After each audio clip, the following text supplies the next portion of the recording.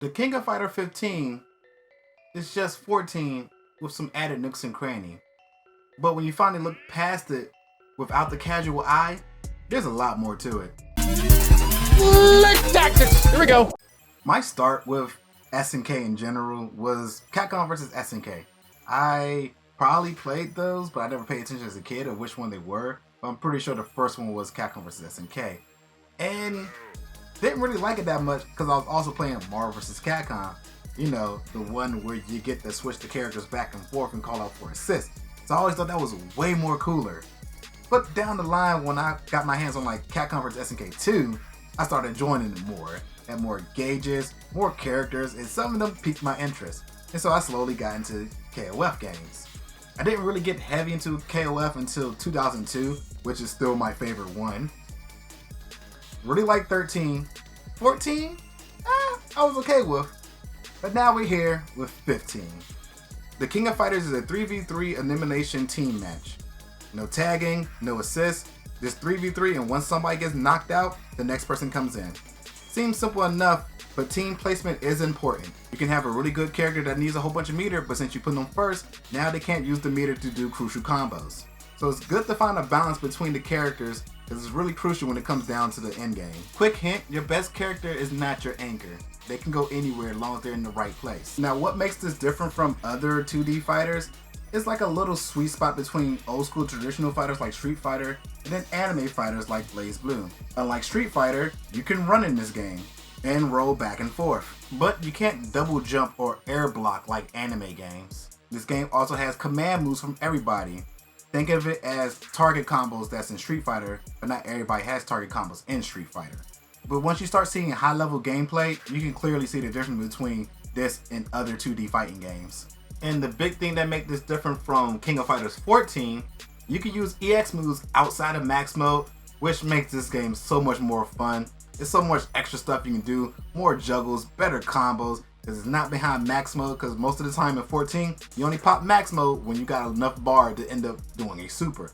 But now since you can do EX moves outside of that, you see a lot more going on instead of just footsies for the first two characters, and then you start seeing some stuff. You can see a lot of stuff happening now, even in the beginning of the fight, because all you need is half a bar to start doing something crazy. So, hey everybody. I know some of y'all with the super hearing notice a little bit of difference between me talking right now and then the gameplay, because it turns out that my computer defaulted in my Adobe Premiere for some reason to the cam mic. So yeah, luckily I caught that halfway through editing, but I'm not about to go back and fix all of that. So thank you for staying. It's probably not that much of a problem if you made it this far, but now you got good quality mic for the remainder of the video. So thanks. Be sure to like, comment, and subscribe, and yeah, let's get back to the other side of this video. King of Fighters 14 had a base roster of 50 with a handful of new characters, whereas the 15 has 39 and only 2 new characters. 3 if you want to be a smartass about it. We have Isla, Dolores, and that's K49. Seriously, look at him. Look at that moveset. That is K49. So are we seriously going to call this a new character? But anyway, other than Shune and Sleepy Boy, a lot of the new characters from 14 did not make the cut. But we still got some of the legends like Kyo, Terry, Kay, the lovely ladies like Mai, Blue Mary, and Vanessa. And then we have Ramon, who can get the fuck out of the roster. I always find it weird, like it's this mindset, the more the better. But honestly, I'm cool with just 39 characters, because I'm not going to play all of them. Characters that I do like are here. I mean, I'm missing my favorite character, but it's still a good roster at the end of the day, even though Kim should be base.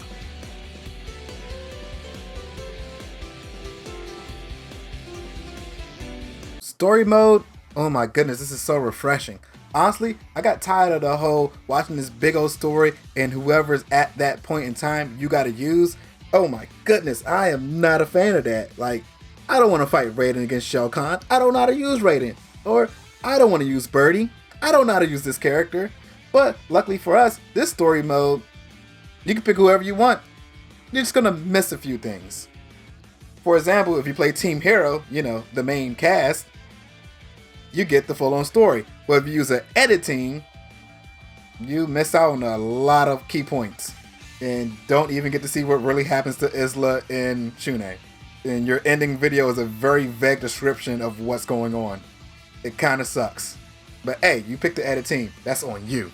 But they did do something kind of unique and cool. They have special edit teams who have a bonus ending to see what they've been doing after the fights. Pick Shermie, Isabella, and King. You're welcome.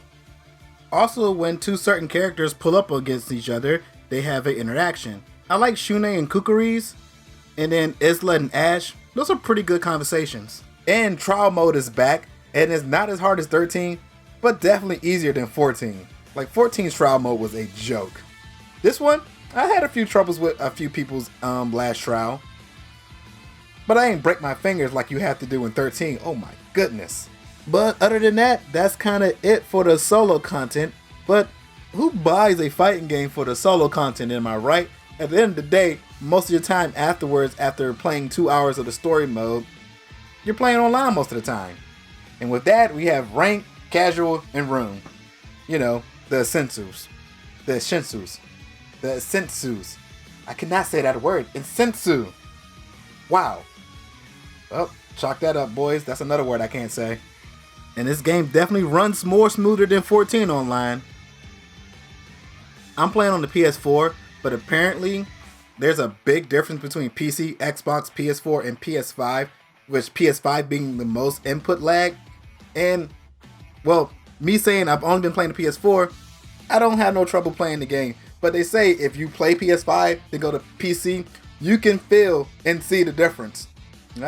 So kind of afraid to go PC, because once you go PC, you ain't gonna go back. And I do all my streaming on PS4, so I hope it's not that big of a difference.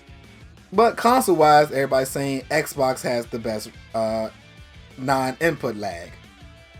But for not actually being a problem. The only one that actually has a problem is PS5. But hey, PS4 with that rollback, it's still running good over here, so I'm okay with it. King of Fighters 15 is a really good game. Like, the small nooks and crannies that they did honestly just make this so much better.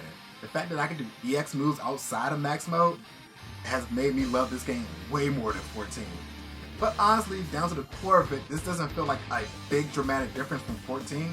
Kind of like how a Street Fighter 4 to Super Street Fighter 4, that's how I feel like 14 and 15 is done.